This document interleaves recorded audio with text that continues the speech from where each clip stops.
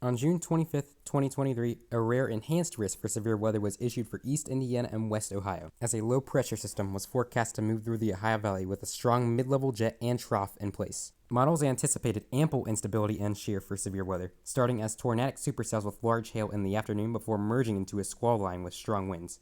That morning, rain showers passed through the threatened area and stabilized the atmosphere. At this time, I was in Columbus attending church with a close friend. The service ended around noon, and we walked out to cloudy, hazy skies before saying our goodbyes. Next, I met up with fellow OSU students Tyler and Aleshley for the chase, and we set off to our target area, Richmond, Indiana.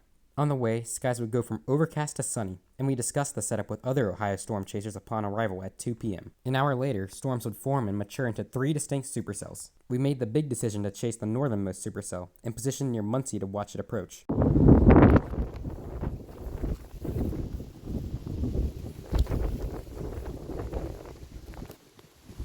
So this might be that supercell. It's fairly rain-wrapped. Is there a wall cloud back there, maybe? That might be it. But it's so far away. Yeah. Possible wall cloud. Please no scary lightning on my head. Yeah, hopefully that doesn't happen. That's happening. Possible downburst just to our north here. Yeah, when a thunderstorm collapses, It'll just basically fall. yep, and then all the winds hit the surface at once, and then boom, the rain just spreads out.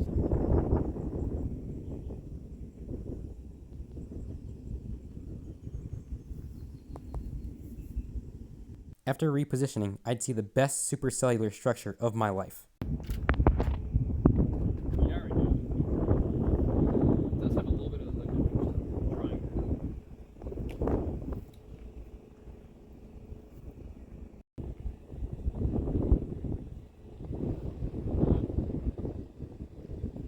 A little bit of lightning. You can see a tail cloud with it too, a little bit. Yep. See the inflow. Sky rising.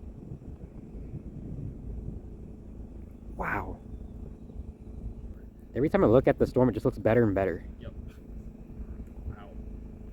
And then when it gets close enough, we'll be able to see if it's rotating or not.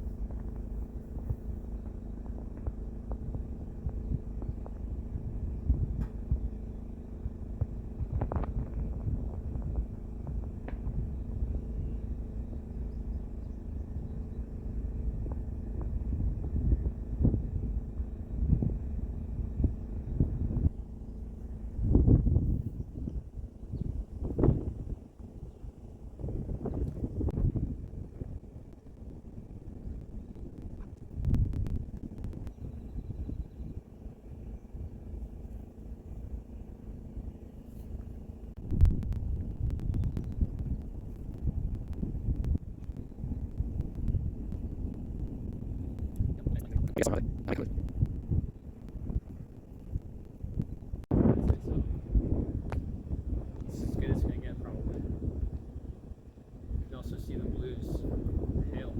Yeah. Suspended hail.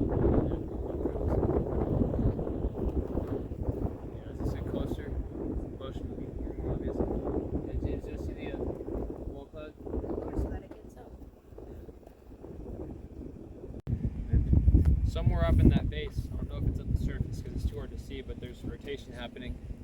And if it translates to the surfaces, we'll know as soon as the funnel starts coming down. Right now it looks like relatively up. I haven't seen as many lightning strikes with it. Yeah. It's probably weakening. Nope. John Josh. Yeah, we can stay here for a little longer, but I don't think this is going to do anything.